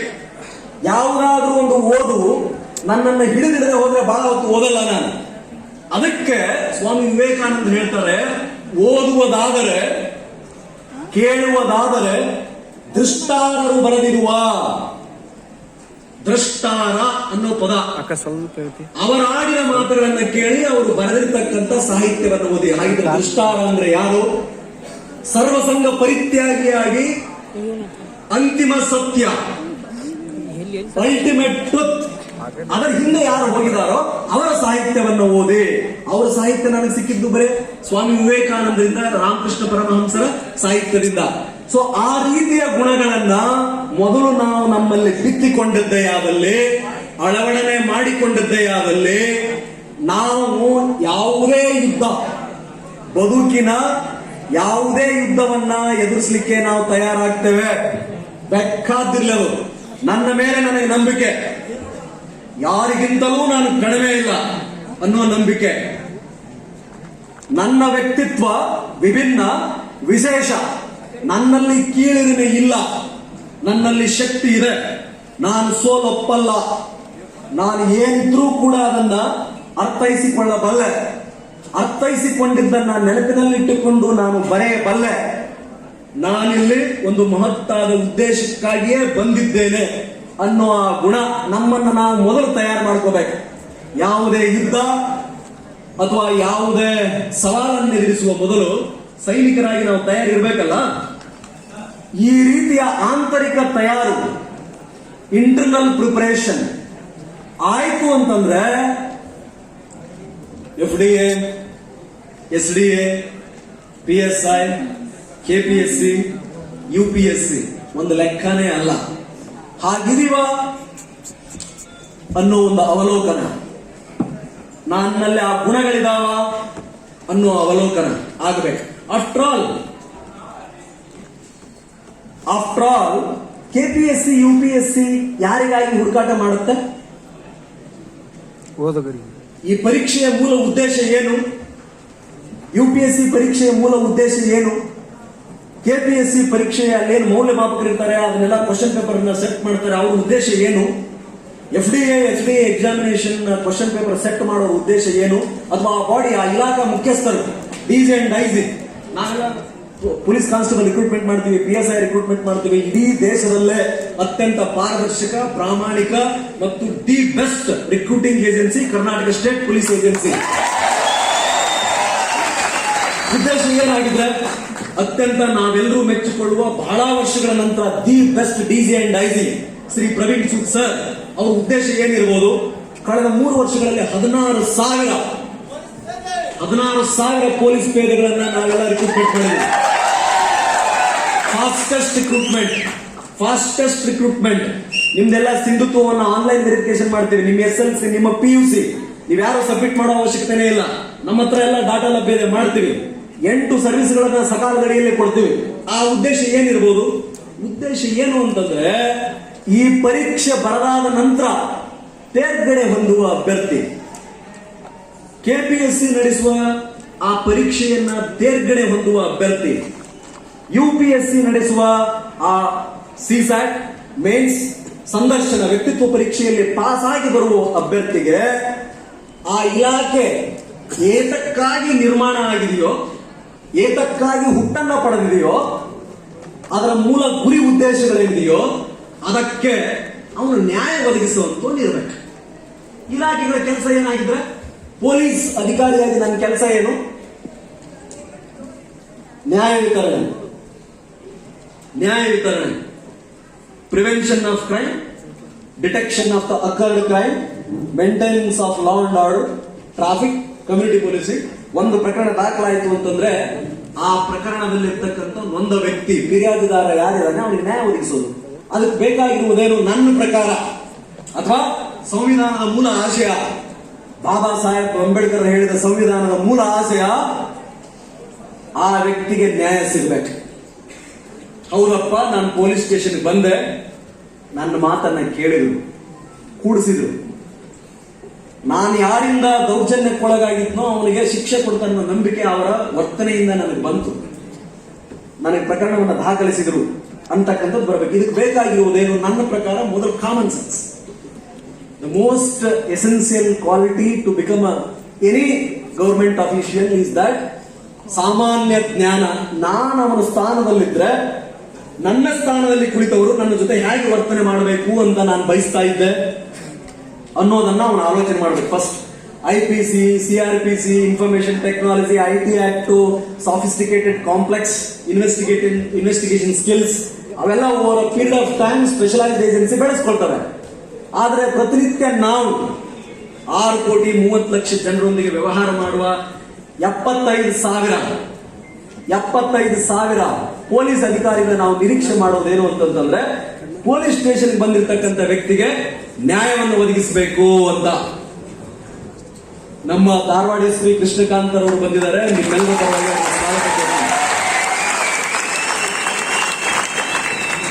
ಸೊ ಅದನ್ನ ಹಾಗಿದ್ರೆ ಪರೀಕ್ಷಾ ಪೂರ್ವದಲ್ಲಿ UPSC, KPSC ಪರೀಕ್ಷೆ ಬರೆಯುವ ಪೂರ್ವದಲ್ಲೇ ಒಬ್ಬ ಆಫೀಸರ್ ನಿಮ್ಮಲ್ಲಿ ರೂಪುಗೊಳ್ತಿರ್ತಾನೆ, ನಿಮ್ಮಲ್ಲಿ ತಯಾರಾಗ್ತಿರ್ತಾನೆ.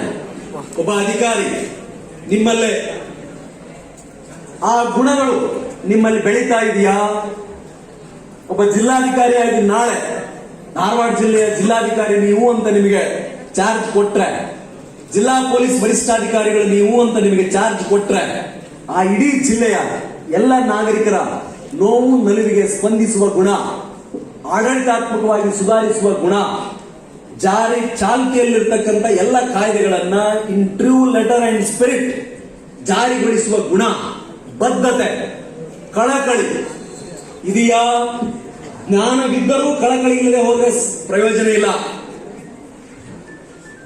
ಜ್ಞಾನ ಇದ್ರೂ ಕಳಕಳಿ ಇಲ್ಲ ಎಂದ್ರೆ ಪ್ರಯೋಜನವಿಲ್ಲ. ಹಾಗಾಗಿನೇ ನಾನು ನಿರ್ಮಿಸಿರುವ ಸಂವಿಧಾನ ಶ್ರೇಷ್ಠವಾಗಿದೆ.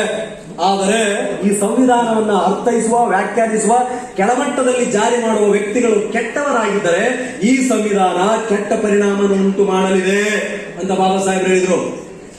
ಒಂದು ವೇಳೆ ಕೆಟ್ಟ ಸಂವಿಧಾನವಿದ್ದರೂ, ಅಷ್ಟೊಂದು ಸರಿಯಿಲ್ಲದ ಸಂವಿಧಾನವಿದ್ದರೂ ಅದನ್ನ ಆಡಳಿತ ನಡೆಸುವ, ತಳಮಟ್ಟದಲ್ಲಿ ಜನರೊಂದಿಗೆ ವ್ಯವಹರಿಸುವ ವ್ಯಕ್ತಿಗಳು ಒಳ್ಳೆಯ ವ್ಯಕ್ತಿಗಳಾಗಿದ್ದರೆ ಅದರ ಪರಿಣಾಮ ಒಳ್ಳೆಯದಾಗುವುದಿದೆ, ಆಗುತ್ತದೆ ಅಂತ ಹೇಳಿದ್ರು. ಹಾಗಿದ್ರೆ ಆ ಎಲ್ಲ ಸಂವಿಧಾನದ ಆಶಯ, ಕಾಯ್ದೆ, ಕಾನೂನನ್ನ ಜಾರಿಗೊಳಿಸೋರು ನೀವು ನಾಳೆ ಅಧಿಕಾರಿಗಳಾದ್ರೆ, ಒಬ್ಬ ಪೊಲೀಸ್ ಪೇದೆ ರಾತ್ರಿ 12 ಗಂಟೆಗೆ ಸಪ್ತಾಪುರ ಸರ್ಕಲ್ ನಿಂತಿದ್ದಾನೆ ಅಂತಂದ್ರೆ ಅವನು ಸರ್ಕಾರದ ಪ್ರತಿನಿಧಿ. 12 ಗಂಟೆಗೆ ಕಮಿಷನರ್ ಆಫ್ ಪೊಲೀಸ್ ಅಥವಾ DG and IG ಬಂದು ಸರ್ಕಲ್ ನಿಲ್ಲಲ್ಲ. ಇಫ್ ಈ standing, he represents the government, he is the visible organ of government. ಆ ವ್ಯಕ್ತಿಗೆ ಡಿಸ್ಕ್ರಿಷನರಿ ಪವರ್ ಹೆಚ್ಚಿಗೆ ಇರುತ್ತೆ. ನೀವು ಯಾಕೆ ಅಧಿಕಾರಿಗಳಾಗಬೇಕು ಅನ್ನೋದು ಇದೊಂದು ಕಾರಣ. ನಾನಾಗಿದ್ದೇ ಕಾರಣಕ್ಕೆ. Hours is the infant democracy. ನಮ್ಮ ಪ್ರಜಾಪ್ರಭುತ್ವ ಬಾಲ್ಯಾವಸ್ಥೆಯಲ್ಲಿದೆ. ಇಲ್ಲಿ ಡಿಫೈನ್ಡ್ ಆಕ್ಟ್ಸ್, ರೂಲ್ಸ್ ಗಿಂತ ಡಿಸ್ಕ್ರಿಷನರಿ ಪವರ್ಸ್ ಹೆಚ್ಚು, ವಿವೇಚನಾ ಅಧಿಕಾರಿಗಳೇ ಹೆಚ್ಚು. ಹಾಗಿದ್ರೆ ಆ ವಿವೇಚನೆ ನಮ್ದು ಎಂತದ್ದಾಗಿದೆ? ಒಂದು ಸಂದರ್ಭದಲ್ಲಿ, ಒಂದು ಸಮಯದಲ್ಲಿ ನನ್ನ ಎದುರುಗಡೆ ಒಬ್ಬ ನೊಂದ ಅಥವಾ ದೌರ್ಜನ್ಯಕ್ಕೊಳಗಾದ ವ್ಯಕ್ತಿ ಇದ್ದ ಅಂತಂದ್ರೆ, ಒಬ್ಬ ಬಲ್ಲವನು ಅಥವಾ ಒಬ್ಬ ಬಲಿತ ಅಥವಾ ಇನ್ನೊಬ್ಬ ದಲಿತ ಎದುರುಗಡೆ ಇದ್ದಾಗ ನಾನು ಆ ದಲಿತನಿಗೆ ನೋವಿಗೆ ಸ್ಪಂದಿಸ್ತೀನಾ ಅಥವಾ ಕಾಯ್ದೆ ಕಾನೂನು ಬ್ಲಾ ಬ್ಲಾ ಹೇಳಿಬಿಟ್ಟು ಅವನನ್ನ ಸಹಾಯ ಮಾಡದಂತೆ ವಾಪಸ್ ಕಳಿಸ್ತಾ ಇದ್ದೀನ? ಈ ವಿವೇಚನೆ ಹೆಚ್ಚಿರುವುದರಿಂದ ಗ್ರಾಮೀಣ ಭಾಗದಲ್ಲಿದ್ದವರು, ಬಡತನವನ್ನ ಅನುಭವಿಸಿದವರು, ಕಷ್ಟ ಸುಖ, ಒಟ್ಟು ಕುಟುಂಬ, ಈ ಅಸಮಾನತೆ, ಆಕಾಂಕ್ಷೆ, ಈ ಎಲ್ಲವನ್ನ ನೋಡಿ ಅದಕ್ಕೇನಾದ್ರೂ ಪರಿಹಾರವನ್ನ ಕೊಡಬೇಕು ಅನ್ನೋ ಆಕಾಂಕ್ಷೆ ಮತ್ತು ಸ್ವಲ್ಪ ಮಟ್ಟಿನ ದೌರ್ಜನ್ಯಕ್ಕೊಳಗಾದ, ನೋವನ್ನು ಅನುಭವಿಸಿದ ಯುವಕರು ಸ್ಪರ್ಧಾತ್ಮಕ ಪರೀಕ್ಷೆಯನ್ನ ಬರೆಯಬೇಕು. ಅಲ್ಲಿ ಅಧಿಕಾರದ ಚುಕ್ಕಾಣಿಯನ್ನ ಹಿಡಿಯಬೇಕು. ಬ್ಯೂರೋಕ್ರಸಿ ಈಸ್ ಪರ್ಮನೆಂಟ್ ಎಕ್ಸಿಕ್ಯೂಟಿವ್ ಅಲ್ವೇ? ನಮ್ಮ ಏನಿದೆ ಶಾಸಕಾಂಗ, ರಾಜ್ಯಾಂಗ, ನ್ಯಾಯಾಂಗದಲ್ಲಿ ಪರ್ಮನೆಂಟ್ ಆಗಿರೋರು ಯಾರು? ಒಂದ್ ಸಾರಿ ರಿಕ್ರೂಟ್ ಆಗಿ ಬಂದ ಮೇಲೆ ಒಂದ್ ಸಾರಿ ನೀವು PSI ಆದ್ರಿ, DYSP ಆದ್ರಿ, ಅಥವಾ ನಾನು IPS ಆದೆ, IAS ಆದೆ ಅಂತಂದ್ರೆ ನೌಕರಿಗೆ ಬರೋದು ಬಹಳ ಸುಲಭ, ನೌಕರಿಯಿಂದ ತೆಗೆಯೋದು ಬಹಳ ಕಷ್ಟ. ಒಂದು ಸಾರಿ ಬಂದ್ಬಿಟ್ರೆ ನೌಕರಿಯಿಂದ ತೆಗೆಯೋದೇ ಬಹಳ ಕಷ್ಟ ಈ ದೇಶದಲ್ಲಿ. ಅದೊಂದು ಅಮೆಂಡ್ಮೆಂಟ್ ಆಗುತ್ತೆ. ಆಕ್ಚುಲಿ ತಪ್ಪು ಮಾಡಿದ ತಕ್ಷಣವೇ ರಿಮೂವಲ್ ಮಾಡ್ತಕ್ಕಂಥ ಪವರ್ ಬೇಕು. ಕ್ಯಾಟ್ ಅಂತೆ, ಹೈಕೋರ್ಟ್ ಅಂತೆ, ಸುಪ್ರೀಂ ಕೋರ್ಟ್ ಅಂತೆ, ಏನೇನ್ ಮಾಡ್ತಾರೆ ವಾಪಸ್ ನೌಕರಿಗೆ ಬರ್ತಾರೆ. ಅದು ಆಕ್ಚುಲಿ ಆಗ್ಬೇಕು. ನಿಮ್ಗೆ ನೆನಪಿರ್ಲಿಲ್ಲ, ನೀವೆಲ್ಲ ನಾಳೆ ಯಾರಾದ್ರು ದೊಡ್ಡವರಾದ್ರಿ ಅಂದ್ರೆ ಇದ್ರ ಒಳಗಡೆ ಇರೋರು ಯಾರಾದ್ರೂ ದೊಡ್ಡ ಅಧಿಕಾರಕ್ಕೆ ಹುದ್ದೆಗೆ ಹೋದ್ರಿ ಅಂದ್ರೆ ಫಸ್ಟ್ ರನ್ ಮಾಡಿ. ಹಾಗಿದ್ರೆ ಪರ್ಮನೆಂಟ್ ಎಕ್ಸಿಕ್ಯೂಟಿವ್ ಅಂತ ಯಾಕೆ ಕರೀತಾರೆ? ಒಂದು ಸಾರಿ ಬಂದಾದ್ಮೇಲೆ ಆಡಳಿತವನ್ನ ನಿರ್ವಹಿಸುವ ಆಡಳಿತ ಪಕ್ಷಗಳು ಬದಲಾಗಬಹುದು. ಇವತ್ತೊಂದಿರುತ್ತೆ, ನಾಳೆ ಮತ್ತೊಂದು ಬರುತ್ತೆ, ಮತ್ತೊಂದಾಗುತ್ತೆ. ಆದರೆ ಪ್ರತಿನಿತ್ಯ ರೂಲ್ಸ್, ರೆಗ್ಯುಲೇಷನ್, ಆನ್ ಗೋಯಿಂಗ್ ಈಗಾಗಲೇ ನಡೆಯುತ್ತಿರುವ ಎಲ್ಲ ಡೆವಲಪ್ಮೆಂಟ್ ಆಕ್ಟಿವಿಟಿಗೆ ಪಿಂಚಣಿಯಿಂದ ಹಿಡಿದು ಈ ತಾಲೂಕು ದಂಡಾಧಿಕಾರಿ ನಾಳೆ ತಿರುಪತಿ ಆದ್ರು ಅಂತಂದ್ರೆ ಎಲ್ಲೆಲ್ಲಿ ಸ್ಮಶಾನಗಳಿಲ್ಲ ಸ್ಮಶಾನ ಕೊಡಬಹುದು. ನಮ್ಮ ಪೊಲೀಸ್ ಇಲಾಖೆಯಲ್ಲಿ ಸ್ಮಶಾನಕ್ಕಾಗಿ ಗಲಾಟೆ ನಾನು ನೋಡಿದ್ದೀನಿ. ಬಹಳ ದೊಡ್ಡ ದೊಡ್ಡ ಊರುಗಳಲ್ಲಿ ಸತ್ತ ವ್ಯಕ್ತಿಯನ್ನ ಎಲ್ಲಿ ಹುಗಿಬೇಕು, ಎಲ್ಲಿ ಸುಡಬೇಕು ಅನ್ನೋ ದೊಡ್ಡ ವಿವಾದ. ಇಲ್ಲಿ ಸುಡಬಾರ್ದು, ಅಲ್ಲಿ ಸುಡಬಾರ್ದು, ಸತ್ತುವೆ ನಾಳೆ ಪಾಪ. ಹಾಗಾಗಿ ಗಲಾಟೆಗಳು. ಮೊನ್ನೆ ನಾವು ಮಾನ್ಯ ಕಂದಾಯ ಸಚಿವರು ಆರಂಭ ಮಾಡಿದ ಗ್ರಾಮ ವಾಸ್ತವ್ಯದಲ್ಲಿ ಹೊಸಳ್ಳಿ ಅಂತ ನನ್ನ ಜಿಲ್ಲೆಯಲ್ಲಿ ಗಡಿ ಗ್ರಾಮ, ಬಹಳ ಹಿಂದುಳಿದ ಗ್ರಾಮ. ಅಲ್ಲಿ ಹೋದ ತಕ್ಷಣವೇ ಆ ಊರಲ್ಲಿ ದಲಿತ ಕಾಲನಿಗೆ ಸ್ಮಶಾನವಿರಲಿಲ್ಲ. ಪಾಟ್ನ ಹೋದ್ರು, ಮಾರ್ಕ್ ಮಾಡಿದ್ರು, JCB ತಗೊಂಡ್ಬಂದ್ವಿ, ಪೂರ್ತಿ ಕ್ಲೀನ್ ಮಾಡಿದ್ವಿ, ವಾಪಸ್ ಬರೋಗಳಿಗೆ ಸ್ಮಶಾನ ರೆಡಿ. ಇನ್ನೊಬ್ಬ ಮಹಿಳೆ 45 ವರ್ಷ ಆಗಿದೆ, ಗಂಡ ಬಿಟ್ಟಿದ್ದಾನೆ, ಪೆನ್ಷನ್ಗೆ ಹೊಲಿದು ಸಾಕಾಗಿದೆ ಅವಳಿಗೆ 3 ವರ್ಷದಿಂದ. ಬೆಳಿಗ್ಗೆ ಹೋದ್ರು ತಹಸೀಲ್ದಾರ್ ಶ್ರೀನಿವಾಸ್ ಅಂತಿದ್ದಾರೆ, ಅರುಳ್ ಕುಮಾರ್ ಅಂತ ಒಬ್ರು AC ಇದ್ದಾರೆ, ಒಳ್ಳೆ AC. ಅವ್ರು ಹೋಗ್ಬಿಟ್ಟು ಆ ಹೆಣ್ಮಕ್ಳು ಹಿಂಗ್ ಹೇಳಿದಾಳೆ, ದಲಿತ ಕಾಲನ ನಾವೆಲ್ಲ ಪೂರ್ತಿ ಅವ್ರ ಕಷ್ಟ ಕೇಳ್ತಾ ಇದೀವಿ, ವಾಪಸ್ ಬರೋಗಳಿಗೆ ಪೆನ್ಷನ್ ಪೇಪರ್ ರೆಡಿ. ಇಷ್ಟೊಂದು ಸ್ಪೀಡ್, ಇಷ್ಟೊಂದು ತೀವ್ರತೆ. ಒಬ್ಬ ತಹಸೀಲ್ದಾರ್ ಮನಸ್ಸು ಮಾಡಿದ್ರೆ ನಮಗದು ಒಂದು ದಿನ ಆಗಿರ್ಬೋದು. 20ನೇ ತಾರೀಕು ಫೆಬ್ರವರಿ, ಉಳಿದ 365 ದಿವಸಗಳಲ್ಲಿ ಅದು ಒಂದು ದಿನ. ಅದರ ಪೆನ್ಷನ್ ಪಡೆದ ಮಹಿಳೆಗೆ ಸುದಿನ, ಅಮೃತಗಳಿಗೆ ಬದಲಾವಣೆ ಘಟ್ಟ ಅಂತೀವಲ್ಲ ನಾವು. ಫಾತ್ ಬ್ರೇಕಿಂಗ್, ನಮ್ಮ ಲೈಫ್ ಅಲ್ಲಿ ನಾವೆಲ್ಲ ಕರ್ಕೊಳ್ತೀವಲ್ಲ, path breaking moment of my life. ಆ ತರದ್ದು 1000 ರೂಪಾಯಿ ಸಿಗುತ್ತೆ ಅವಳಿಗೆ. ಒಬ್ಬ ಮಹಿಳೆ ಮನಸ್ವಿನಿ ಯೋಜನೆ ಅಂತ ಕರ್ನಾಟಕ ಸರ್ಕಾರದೊಂದಿದೆ. ವಿಧವೆಯರಿಗೆ ಅಥವಾ ಮದುವೆ ಆಗಿ ಗಂಡ ಬಿಟ್ಟವರಿಗೆ ಆ ಯೋಜನೆಯಡಿ ಪ್ರತಿ ತಿಂಗಳು 1000 ರೂಪಾಯಿಯನ್ನು ಕೊಡ್ತಾರೆ. ಒಂದು ಸ್ಮಶಾನ, ದಲಿತ ಕಾಲನಿಗೆ ಪಾಪ ಪ್ರತಿ ಸಾರಿ ಬಂದಾಗ ಜೀವ ಕೈಯಲ್ಲಿ ಹಿಡ್ಕೊಂಡು ಹೋಗ್ಬಿಟ್ಟು ಅವರು ಸ್ಮಶಾನಕ್ಕೆ ಹೋಗ್ಬೇಕು. ಗಲಾಟೆಗಳಾಗ್ತವೆ, ಅಟ್ರಾಸಿಟಿ ಪ್ರಕರಣಗಳಾಗ್ತವೆ. ಹಾಗಿದ್ರೆ ಅವತ್ತದು ಆಯ್ತಲ್ಲ. ಇದು ಯಾರಿಂದ ಸಾಧ್ಯ? ತಹಸೀಲ್ದಾರ್ ಮನಸ್ಸು ಮಾಡಿದ್ರೆ. ಒಬ್ಬ ತಹಸೀಲ್ದಾರ್ ನೀವು ನಾಳೆ ಆದ್ರೆ, ಒಬ್ಬ ಪೊಲೀಸ್ ಪೇದೆ ಆದ್ರೆ ಅನ್ಕೊಳ್ಳಿ. ಈಗ ನಿಮ್ ಪೊಲೀಸರಿಗೆಲ್ಲ ನೀವು ನೋಡಿದ್ರೆ ನಕಾರಾತ್ಮಕವಾಗಿ ನೋಡ್ತೀರಾ ನಮ್ಮನ್ನೆಲ್ಲ ಅಲ್ಲ. ಎಲ್ಲ ಮುಗಿದ್ಮೇಲೆ ಪೊಲೀಸ್ ಮಾವ ಬರ್ತಾನೆ ನೋಡೋ ಅಲ್ಲ. ಮೊದ್ಲ ಬೆಳಗ್ಗೆ ನಮ್ಗೇನ್ ಕನಸ್ಬಿಟ್ಟಿರ್ತೀನ ಅಲ್ಲಪ್ಪ.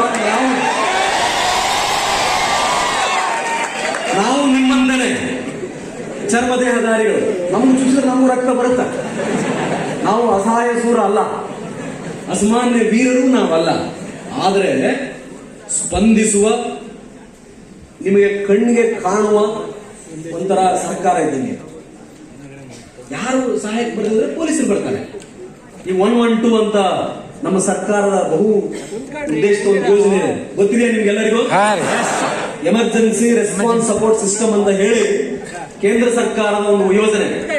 15 ನಿಮಿಷದೊಳಗಾಗಿ ನೀವೇನಾದ್ರೂ ಫೋನ್ ಮಾಡಿದ್ರಿ ಅಂತಂದ್ರೆ ನಿಮ್ಮ ಲೊಕೇಶನ್ ಆಧರಿಸಿ 15 ಸೆಕೆಂಡ್ಸ್ ಅಲ್ಲಿ ನಿಮ್ ಕಾಲ್ ಆನ್ಸರ್ ಮಾಡ್ತಾರೆ.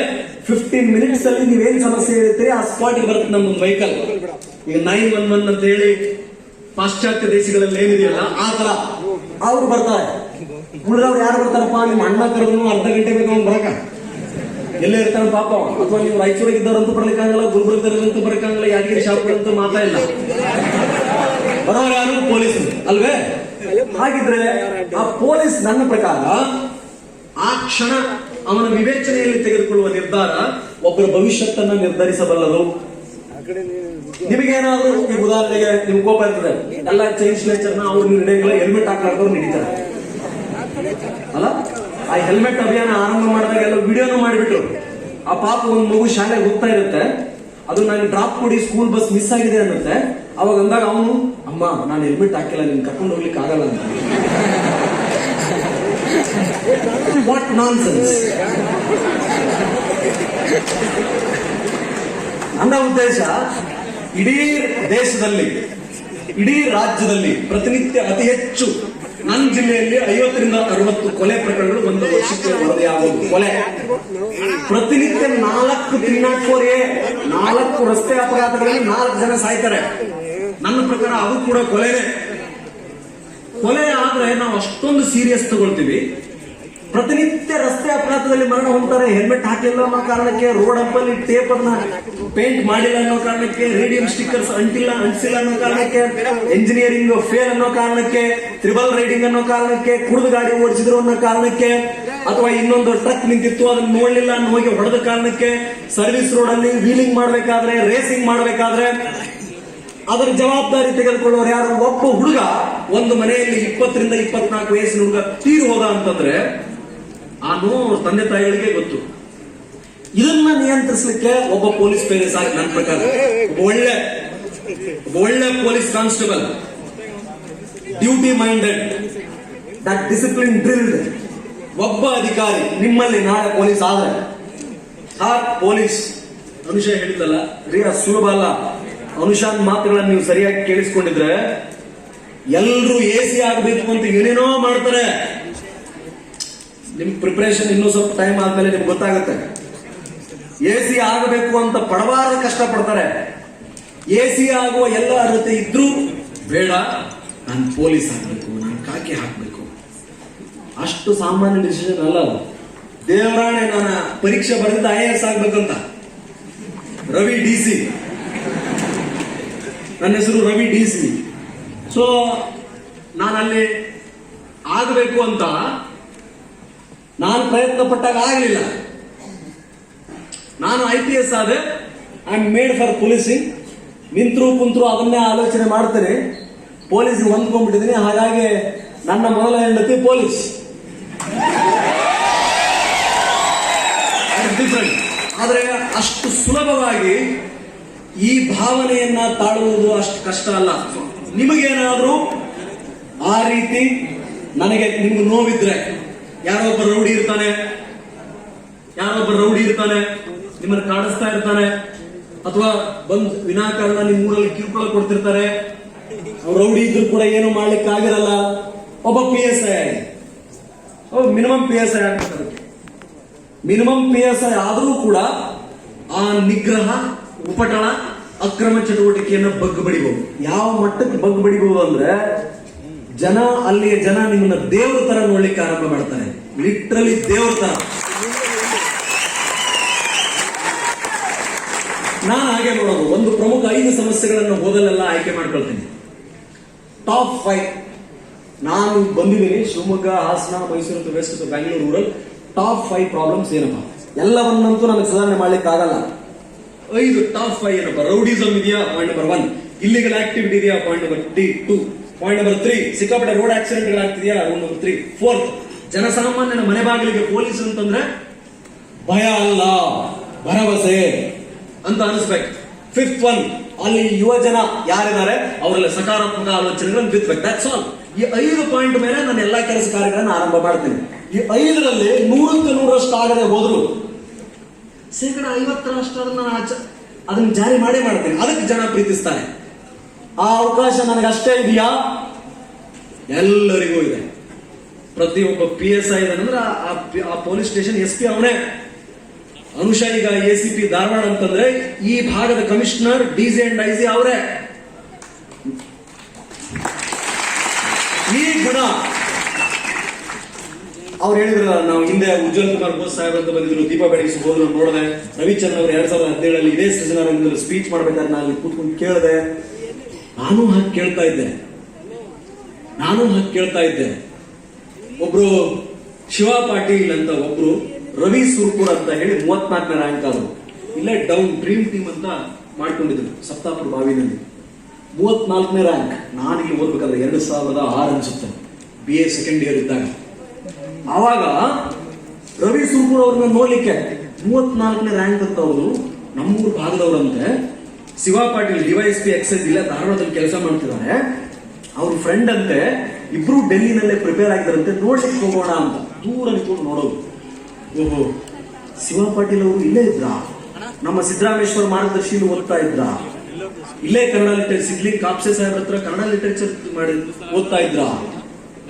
ಓ, ನಾವು ಆಗ್ಬೋದಲ್ಲ, ಆಗಬಹುದು ಅಂತ ಹೇಳಿ ಪ್ರಯತ್ನ ನಿಲ್ಲಿಸಲಿಲ್ಲ.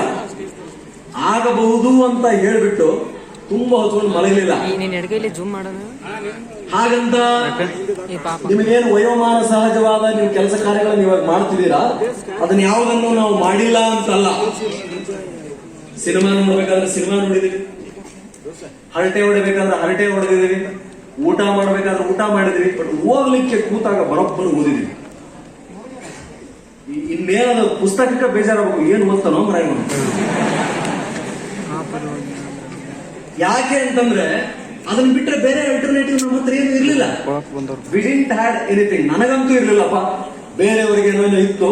ನನಗೊಂದೇ ಕಂಡಿದ್ದು, ರವಿ ನೀನ್ ಇದನ್ನ ಬಿಟ್ರೆ ಬೇರೆ ಏನ್ ನಿನಗೆ ಆಪ್ಷನ್ಸೇ ಇಲ್ಲ, ಇದು ಮಾತ್ರ ಕಣ್ಣಿಗೆ ಕಟ್ಟಿದ ಕಣ್ಕಟ್ಟು ಅಂತಾರಲ್ಲ ಹಂಗೆ.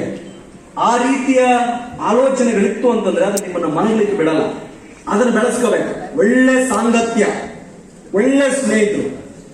ನಮ್ಮ ಸುರೇಶ್ ಅವರು ಹೆಂಗೆ ನಮ್ಮ ತಿರುಪತಿಗೆ ಶರಣು ಅವರು ಯಾವ ರೀತಿ ನಮ್ಮ ತಿರುಪತಿಗಿದ್ರು, ನನಗೂ ಒಳ್ಳೆ ಫ್ರೆಂಡ್ಸ್ ಇದ್ರು, ಈಗಲೂ ಇದ್ದಾರೆ. ಆದ್ರೆ ಅವರಿಗೂ ನನಗೂ ವ್ಯತ್ಯಾಸ ಏನಂತಂದ್ರೆ, ನನಗೆ ಸ್ವಲ್ಪ ಹಠ ಹೆಚ್ಚಿಗೆ, ಛಲ ಹೆಚ್ಚಿಗೆ. ನೋಡಲಿಕ್ಕೆ ಅಷ್ಟು ಹೈಟ್ ಇಲ್ಲದೆ ಹೋದ್ರು, ಅಥವಾ ನೋಡ್ಲಿಕ್ಕೆ ಅಷ್ಟೊಂದು ದಪ್ಪ ಇಲ್ಲದೆ ಹೋದ್ರು, ಈ ಅಂತಃಶಕ್ತಿ ಅಂತ ನನ್ನಲ್ಲಿ ಇದೆಯಲ್ಲ, ಯಪ್ಪ, ಒಂದು ಸಾರಿ ನನಗೇನಾದ್ರೂ ನಾನು ಇದು ಆಗಬೇಕು ಅಂತ ಅನ್ಕೊಂಡೆ ಅಂದ್ರೆ ಈ ರೀತಿ ಒಂದು ಡೈರಿ ಮಾಡ್ತೇನೆ. ಈ ರೀತಿ ಒಂದು ಡೈರಿ, ಹೊಸ ಡೈರಿ, ಏನೋ ಆಗಬೇಕು ಅಂತ ಬಹಳ ಬರಿತಾ ಹೋಗ್ತಿದ್ದೀನಿ ಇದರಲ್ಲಿ. ಇದಿನ್ನೂ ಆಗಿಲ್ಲ ನಾನು. ಈ ರೀತಿ ಒಂದು ಡೈರಿ ಮಾಡ್ತೇನೆ. ಐ ಆಮ್ ದ ಚೇಂಜ್ ಅಂತ ಇದೆ ಅದರಲ್ಲಿ, ಬದಲಾವಣೆ ನಾನು ಅಂತ. ಈ ರೀತಿ ಮಾಡ್ಕೊಂಡ್ಬಿಟ್ಟು ಟೈಪ್ ಮಾಡಿಸಿ ಏನೇನು ಆಗ್ಬೇಕಂತೆಲ್ಲ ಬರಿತಾ ಹೋಗ್ತೀನಿ. ನಿಮಗೆ ಇದನ್ನು ತೋರಿಸ್ಬೇಕಂತಂದ್ರೆ ಆಕ್ಚುಲಿ ಸೀಕ್ರೆಟ್, ಯಾರಿಗೆ ಹೇಳ್ಬಿಟ್ರೆ ಈ ರೀತಿ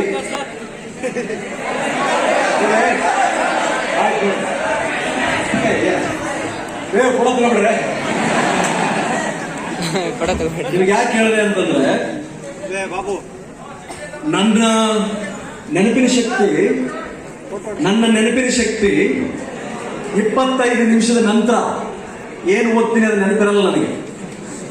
ನನ್ನ ಸ್ಪ್ಯಾನ್ ಆಫ್ ಅಟೆನ್ಷನ್, ನನ್ನ ವ್ಯವಧಾನ 25 ನಿಮಿಷ, 20 ರಿಂದ 25 ನಿಮಿಷ. ಅದಾದ್ಮೇಲೆ ಏನಾದ್ರೂ ಓದಿದ್ರು ಅದು ನೆನಪುಳಿಯಲ್ಲ. ಓದಿ ವಾಪಸ್ ಮುಂಚೆ ಏನಾದ್ರು ಬರೀಲಿಕ್ಕೆ ಪ್ರಯತ್ನ ಪಟ್ಟೆ ಅಂತಂದ್ರೆ ವಾಪಸ್ ಅದು ಬರೀ ಒಂದೊಂದೇ ಪಾಯಿಂಟ್ ನೆನಪು ಬರ್ತಾನೆ, ಉಳಿದೆಲ್ಲ ಮರ್ತು ಬಿಡುತ್ತೆ. ಮತ್ತೆ ಪುಸ್ತಕ ತೆಗೆದು ನೋಡ್ಬೇಕು. ಹಾಗಾಗಿ ನಾನು ನೋಟ್ಸ್ ಮಾಡ್ತಾನೆ. ನಾನು ಏನಾದ್ರೂ ಅನ್ಕೊಂಡ್ರೆ ಅದನ್ನು ಬರೆದಿಡ್ತಾನೆ, ಪದೇ ಪದೇ ನೋಡ್ತಾ ಇರ್ತೀನಿ. ಎಲ್ಲಿವರೆಗೆ it should become my muscle memory.